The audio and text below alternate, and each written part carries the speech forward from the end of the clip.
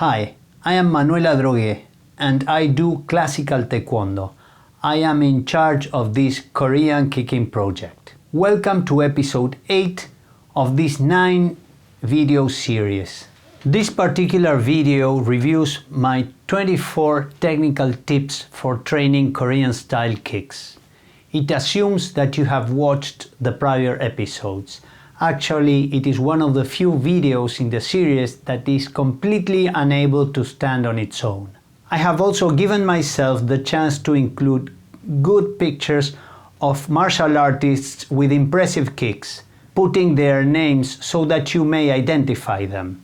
In some cases, the photos are directly related to what I am saying, and in others, they are just for inspirational purposes.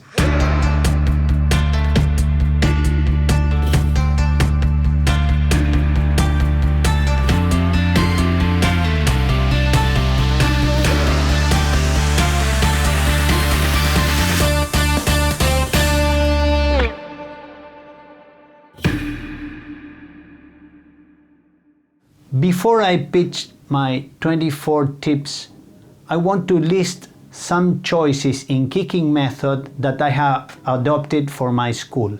I insist that the choices that I will mention now are not a matter of what's technically correct or incorrect, but it is more to what I consider methodologically convenient or inconvenient. So those choices are: in our method, we only train outward crescent kicks and don't use the inward crescents.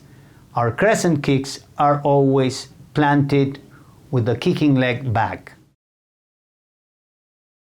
Our side kicks always finish with the kicking foot forward. We never bring the kicking foot back. We only use the side kick either with the leading foot or with the rear foot using spinning. Instead of doing a spinning back mule kick, we use a spinning back side kick.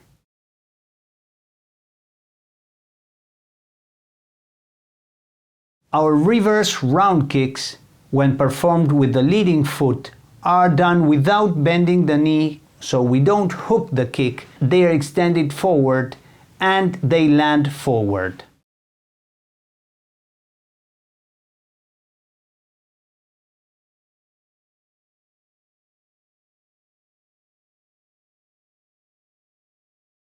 Our spinning back reverse round kicks always complete full circle and land back to the starting point.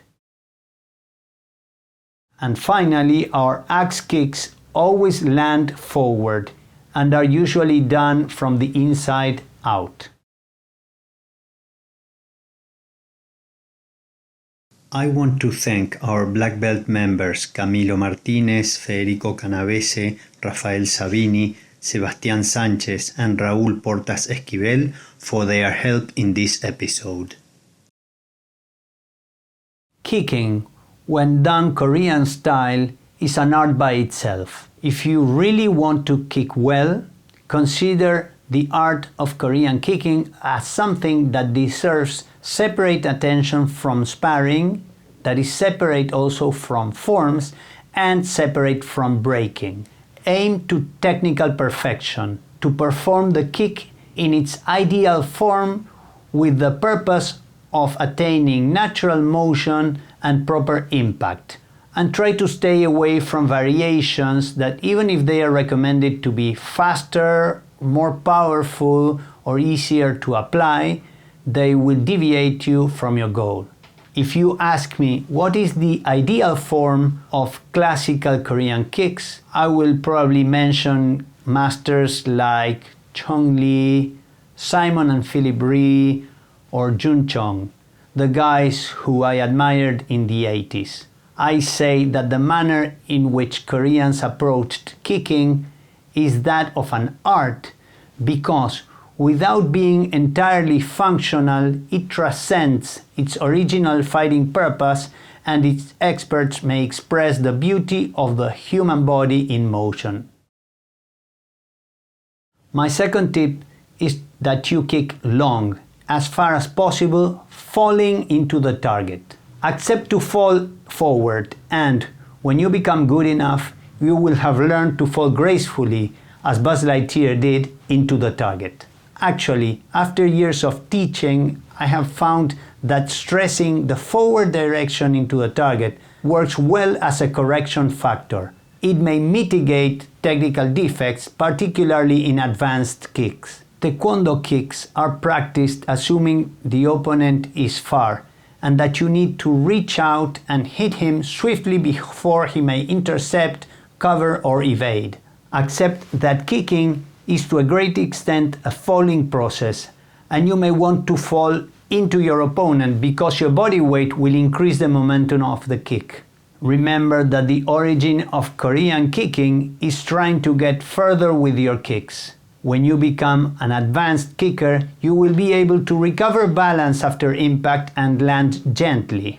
But don't fool yourself throwing empty kicks that look controlled because they carry no body weight. Always remember the letter Y principle invites you to fall forward rather than backwards. Since some degree of falling is unavoidable, make it a habit to fall in the direction of the kick, and after impact, try to land smoothly. Initially, you should not care about control, but about hitting the target. Power and motion are learned first. Control is a distant second stage. So extend yourself as far as possible. Each additional inch of your kicks when training adds tremendous muscular and tendon strength in your physical transformation process. Extension is a combination of height and distance. Just try, with the guideline of proper form, to stretch as much as possible into your kicks. Until you are an advanced kicker, too much emphasis on control is like a Formula One racer being overly concerned about the brakes instead of attaining speed. We are primarily interested in maximizing physical extension. Control will come later. Today, there's a tendency in the ITF circles when performing patterns to shorten the kicks for additional control.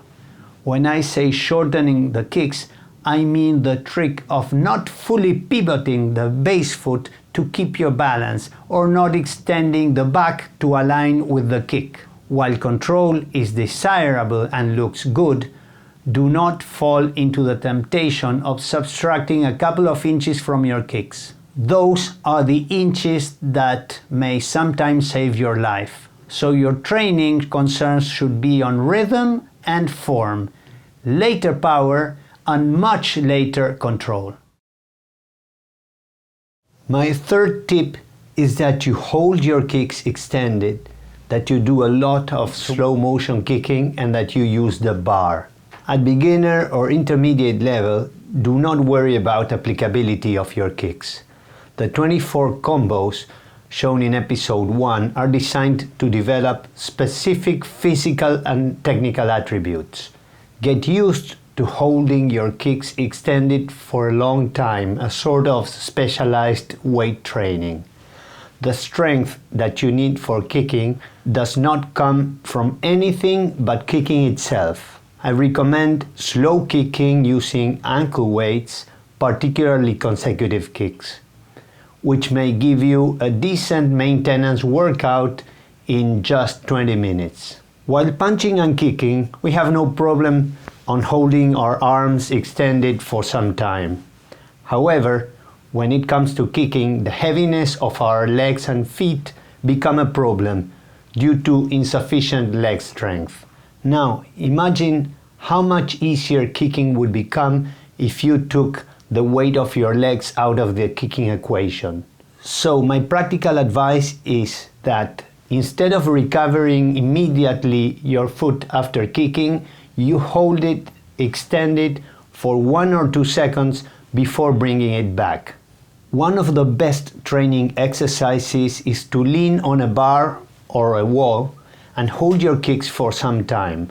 That will provide stability so that you may remain there. It will help you with the balance of your body and to explore how high and how extended you can keep your kicks. I use the bar a lot doing consecutive kicks in slow motion to improve my alignment, flexibility and strength.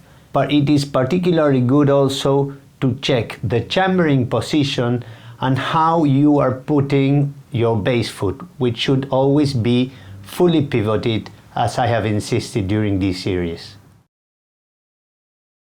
Good chambers make up good kicks. When chambering, you should place your knee high, pivot the base foot and keep your head up. A big secret of Korean martial arts is the proper use of bouncing motion. The bouncing motion means that initially you sink your body weight down, bending the knees so that you can bounce off against the floor. The bouncing image means that you sink on the ground, bending your knees for a while, pushing off against the floor, being propelled for a short while so that your weight is lifted, your head is up, and that brings you to the extension phase in which you align your shoulders and hips into the target for impact. Spend enough time practicing your side kick and round kick chambers and keep your head up, suspended. Just a note, not all kicks have a chambering phase. For example, crescent kicks, axe kicks and reverse round kicks don't. It is very important that you can kick without any additional initial motions for adjusting your body or feet. Even if at first it seems easier to take a preparatory step, you must learn to release your kicks without preparation. The kick should always be as good as its impact. So I recommend to focus on its general form and the quality of impact. Only once you get it reasonably right, you may want to shift and look at further detail for the preparatory stage.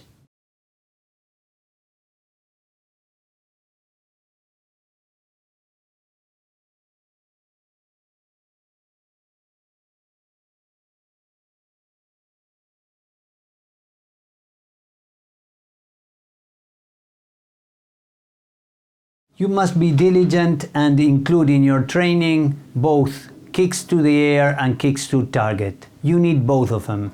When you kick to the air, if you do it correctly, you will naturally generate a counter force to keep your motion stable and controlled. If you get too used to control the motion in the air, when you try to strike a target, you will probably find that the impact is not strong enough.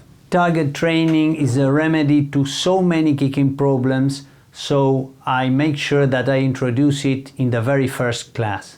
Of course, if a student gets too used to kicking targets, what might happen is to excessively rely on the fact that, for example, the heavy bag will stabilize your own motion. The solution to the air kicking versus the target dilemma is simply to practice in all ways possible. You should kick to the air, you should kick light targets such as tree leaves, rolled up magazines, X-ray plaques that I really like, paddles, paos, shields and heavy bags. By trying with different kinds of target, what you will learn is to adjust your kick to the different types of resistance, which is the same difference that you would make when kicking the trunk of a big person versus doing a snapping kick to the head. With time, you should also try speed braking to loosely held targets and also power braking to thick and solid targets. In spinning circular kicks, get used to passing through the target in an adequate line. When you are a black belt, you should also try to practice stopping the back spinning round kick upon contact. Kicking skills are built by practicing kicks in all manners possible. Thrusting and snapping are not simply two binary alternatives. Impact is the result of solid perpendicular contact made up of acceleration, momentum, and structure. Snap kicks and penetrating kicks are not two different variations, but rather identify the two extremes of a spectrum. Normally, a kick will have some degree of penetration as well as some percussive effect. Snap works well against targets of low mass, such as the head of soft parts. After a fast strike, the impact tool is withdrawn and the impact waves travel within the target. Deeper penetration of an attacking tool is related to momentum and body mass, and it works very well against heavy targets such as the torso. Snaps tend to be used in short kicks. Penetration usually adopts longer shapes. Snapping typically means that the focal point is about 1 inch beyond the surface and then retrieving, while thrusting usually means that the focal point is about 3 inches beyond the surface. But when kicking, it is a serious mistake to use different technical forms and mechanics according to the supposed division of snapping kicks versus thrusting kicks. All of them should always be perpendicular to the target. The form should be exactly the same. Trust me to always train the long kicking version. After plenty of long kicking, your kicks will be fast and also snappy. It is always easy to snap back short motions, so beware that if you indulge yourself into snapping too much at the expense of extension, you will never become a master level kicker. Now about your launching platform. I recommend students not to get used to adopting artificial stances, such as an on-guard sparring stance every time before and after they kick, which is quite frequent to see. You should prevent that your mind associates kicking to any type of particular stance. You must be able to kick from any position in which you may be found in real life. However, there is certainly a natural body disposition that will facilitate your learning process. That body disposition is a relaxed, rather high, natural L-shaped base position in which your front foot aims forward and your rear foot is posed in an angle from 75 to 90 degrees to the side. Your hands should be in a comfortable position, prepared to engage into action. Your head should probably be tilted a little forward as you are ready to pounce an opponent at the slightest opportunity. Always try to start and finish in that body disposition. Don't necessarily think of it as your sparring stance. A sparring stance will depend on your opponent. Your hands will be higher or lower depending on whether you are close or far from your opponent and other factors. Here we are talking about the position on which you will be building your kicking skills, something that is somewhere between a sparring stance and a casual everyday position. The orientation of your feet that I just described will keep open your three essential motions without need to any type of preparation. Kicking with your leading foot, kicking with your back foot using the backspin motion, and kicking with your back foot going with the ventral or natural rotation. This body disposition should prevent you from needing to move your leading foot inside in a preparatory motion before any spinning back kick. That is not needed if you adopt this kind of stance. Again, we want to avoid preparatory steps. Your gravity center should be held roughly in the middle of your feet, so that you may easily shift your weight either forward or backward. Do not sink into a formalized stance from which it will be difficult to escape. And don't stand too tall or high that you do not have a push-off ability. Obviously, the stronger and more explosive your muscles, the faster you will be able to break the inertia and more. Allow your knees to breathe into the rhythm. You should feel bouncy, light, yet sufficiently compressed to spring up. Now, You should float with your head suspended, trying to attain zero friction. The art of kicking involves avoiding friction with the ground. You should move as weightless with your head held high as if hanging from above, floating, in the same manner as fashion models have been said to be taught to walk. Get used to spinning and rotating over the ball of a foot, with your axis suspended and aligned. At the point of kicking, your head is gently tilted towards the target and not counterbalancing by leaning in the opposite direction. Your head should work in favor of the kick and not against it. One of the reasons for raising the knee of the kicking leg high is to position it above belt level and thus temporarily have a higher gravity center. The in-gravity skill is called light body and shown by some Bagwajang Kung Fu practitioners who are even able to walk over the rim of a basket.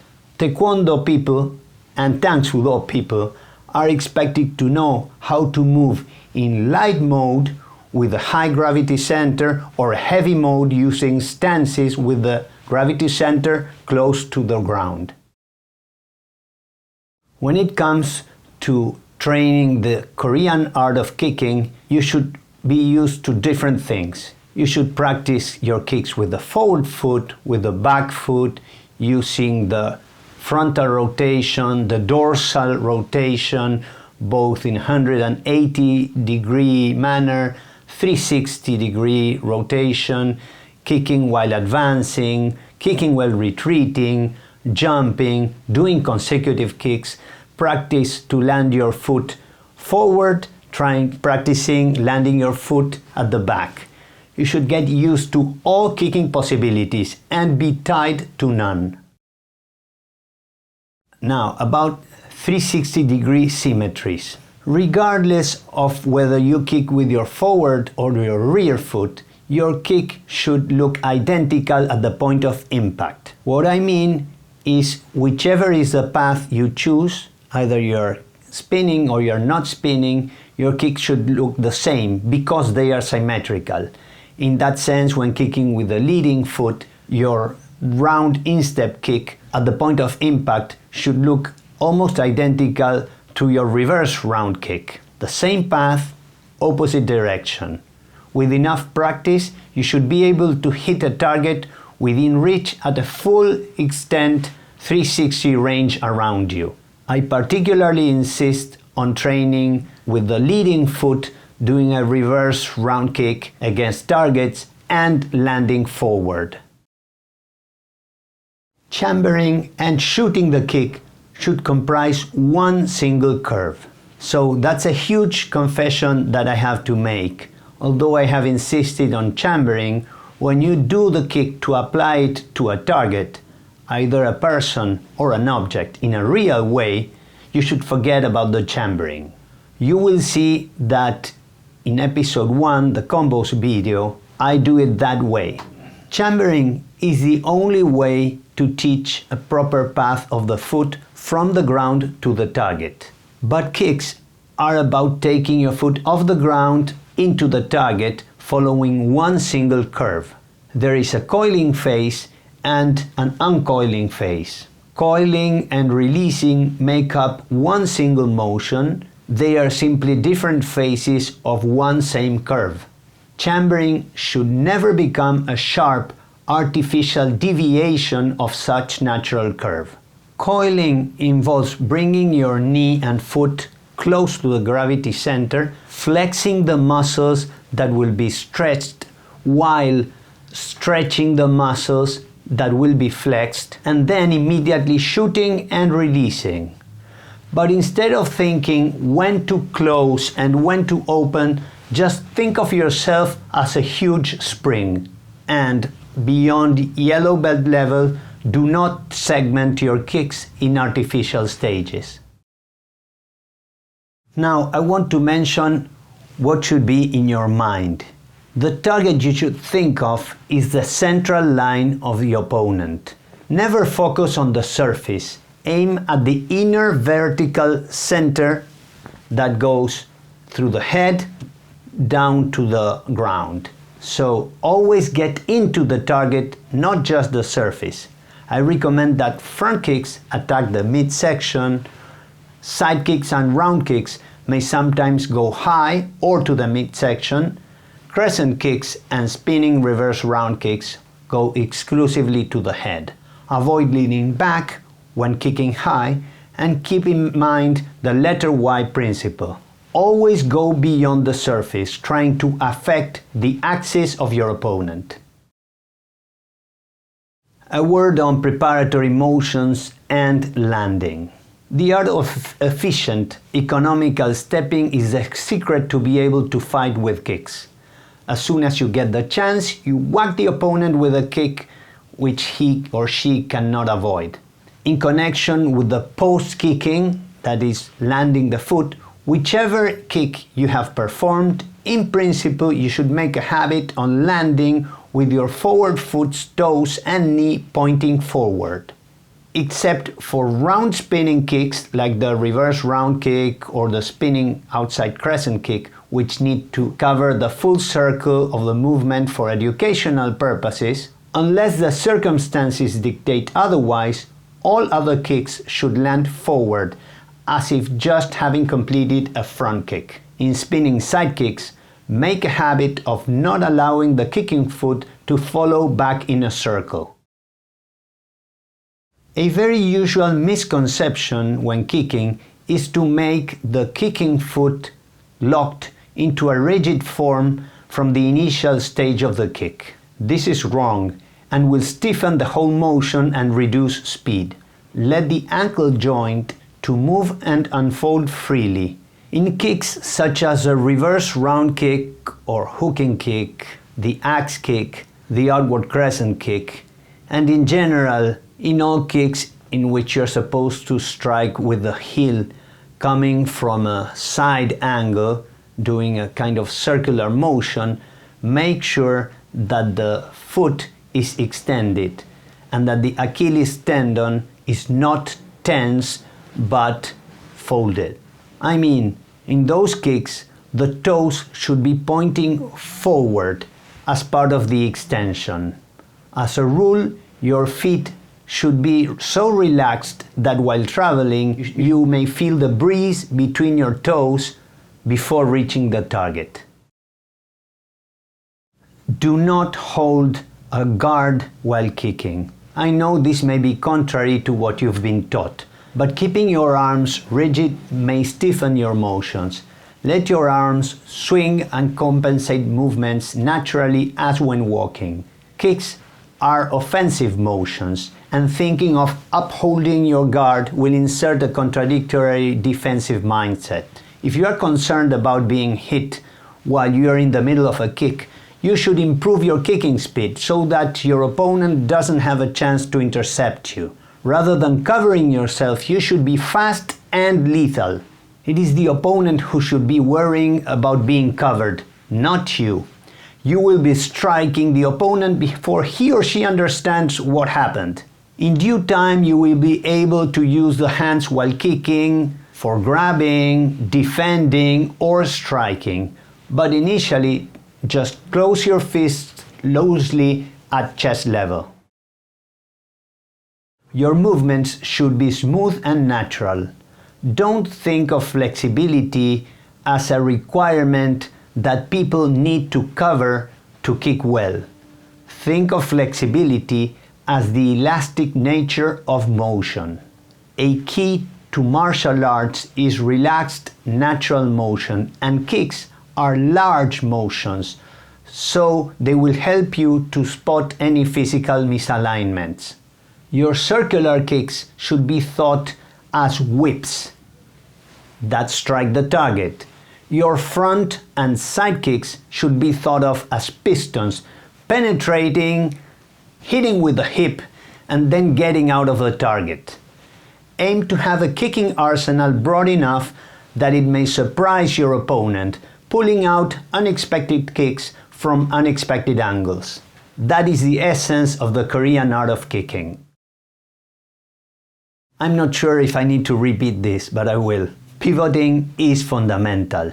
Pivoting maximizes reach, it ensures alignment of the shoulders and hips into the target, allows to make full use of body mass, and is the first link in the uncoiling chain. I use pivoting in the sense of body rotation, so it applies even when jumping. We should always unroll movements rotating the base foot, then come the hips, the knee of the kicking leg will join, and finally the foot. It is a sequence.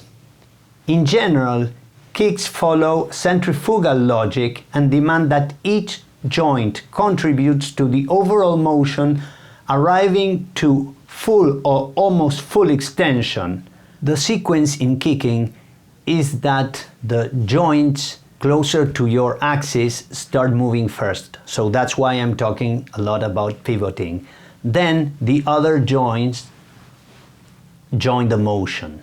The joints that have just joined the motion after those earlier ones keep moving should never achieve any kind of extension greater than the extension that has already been achieved by the earlier joints. This means, for example, that in a turning kick or round kick, the knee of the turning kick should never reach full extension if you have not previously exhausted your pivoting motion and your hip rotation. Back spinning kicks are very important because they use the glutes, which are the largest muscles in the human body, because back spinning kicks make very good use of torque, and they are quite unexpected. The downside of back kicking is that you're exposing the back of your head, so you should practice your spinning a lot to become proficient to minimize that time of exposure. Spinning kicks include the spinning reverse round kick, the spinning side kick, and the spinning outward crescent kick. I recommend to do the spinning side kick, not the spinning back kick. For avoidance of doubt, the spinning back kick is the one in which the knee of the kicking leg faces down to the ground. The spinning side kick is stronger. It reduces the time during which the back of your head is exposed at the transition motion. It helps to build the habit of raising your knee and provides a better structure to combine with hand strikes while keeping yourself upright, even to continue kicking with the same leg without landing. The back kick or mule kick is fast. It's faster, but not as powerful when comparing both kicks correctly done by the same kicker. The back kick relies more on speed than on structure, and it involves leaning your head to the opposite direction of the target. However, note that there's an admissible or even good back kick and a forbidden back kick. The forbidden version is one in which you are totally blind, which at one point your kicking knee is facing down, lower than your kicking foot, what in ITF circles is known as back snap kick. If, on contrary, you raise your knee to the point from where, at the earliest stage, your lower leg is parallel to the floor, then you will have a good spinning back kick, which in ITF Taekwondo is called back piercing kick. It is not as good as the spinning side kick, but it might work very well for you, as it did fantastically for Benny the Jet Urquidez in his fights, and these days is shown by Conor McGregor. Let me be clear, I know that the back kick works for fighting. I know that very knowledgeable instructors teach it, but it is not good for building the habits that will take you to the highest kicking level stage. Although this is a Korean kicking project, it's important that I talk about the hand strikes.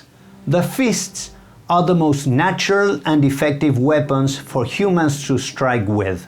In principle, a properly closed fist is relatively heavy and hard enough to strike an opponent's face and cause damage. Hand strikes compared with kicks are without a doubt more precise, provide lots of possibilities, and require less specialized training. Also, using your hands to strike is a skill that may be improved practicing martial arts until an advanced age. On the other side, in general, kicks can generate between 50% to 100% greater force than punches. For women and some male body types, kicks are particularly suitable, and the power difference between kicks and punches is even greater, since if you are flexible and your hands are not as strong, kicks are a great option. My point here is that in the context of a practitioner of the art of kicking, your kicking skills should reach their total potential, but note that your kicks will come to full fighting capability only when they can be properly combined with hand techniques. Study how to use your hands to open combinations, to connect individual kicks, and to finish your combinations. In other words, you cannot become a master kicker unless you are a reasonably good puncher.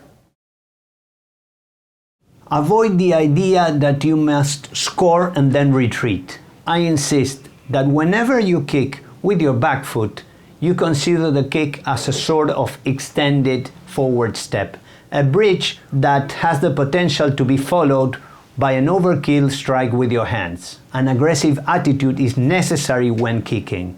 Think about running over your opponent, striking with kicks and finishing with fists in the short distance if necessary. The score and retreat mindset may work as a sparring strategy in a sports context, but in a self-protection scenario, if you are used to kick and then step back, that habit might make you forsake the only chance you had to survive. Once you have successfully bridged the gap, you are not supposed to go back. Remember that when you are training, you are programming yourself as a martial artist, and your brain will only process clear messages. You must program yourself so that if the danger alarm comes off, you immediately become a fast and ruthless predator and not a speculating tag player. Now, on consecutive kicking and jump kicking. Consecutive kicks, spinning kicks, and jumping kicks are the means to master this specialty.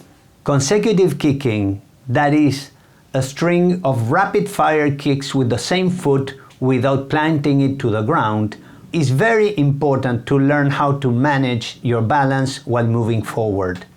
Consecutive kicking will polish your chambering and will eliminate any tendency to lean back instead of going into the target. Jumping kicks demand that you complete the whole action with accuracy and grace airborne within a very short time before landing, so they are a great way to achieve explosive power and to get rid of all unnecessary unnatural motions. Try to jump into the air, making your body as if it were a tight ball that you want to compress before exploding the kick. Then, try to land softly without much noise as a cat would. During jumping side kicks, tuck your non-kicking foot under your body and allow the knee to provide some time of reaction going in the opposite direction of the kick. Also, tucking your non-kicking foot high will provide proper distance of that foot to the floor and contribute so that both feet land simultaneously. You can also experiment trying to extend the non-kicking leg while jump kicking, but do not leave it hanging. Use it to increase your explosion, as the legendary master Heel Cho used to do. If you are still young, don't miss the opportunity to master jump kicking. It is something that you cannot leave for a later age. My advice is to work on the 6 fundamental kicks, and that you don't add any other kicks at least during the first 4 years of training. Then you might want to explore the ball of the foot round kick, the twisted kick, etc. And after that, your skills will blend with your creativity into new kicking possibilities. The 24 combos provide enough material. But note that this program is not an encyclopedia. It's just a training guide.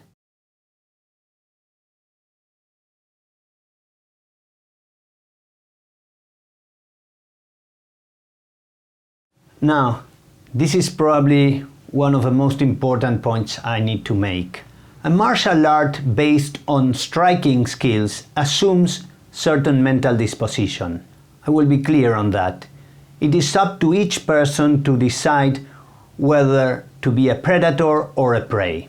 It is a very difficult internal process, but you cannot escape from that. But if striking hard a fellow human being is unacceptable for you, even in a situation of protecting yourself or your loved ones, then you should not practice a striking martial art. If you watch at Chong Li's picture, it is clear about the two attitudes. Who adopts each role, predator or prey? Going back to kicks, the Korean style needs a lot of boldness and an attitude of excess. A prudent, conservative, and controlled type of motion is against the purpose of this method and will quite literally not get you very far. In the martial arts, there exist self-protection method approaches that may be more practical and demand less training compared to kicking. If, in spite of that, you have decided to pursue the art of Korean kicking, it is because you like it.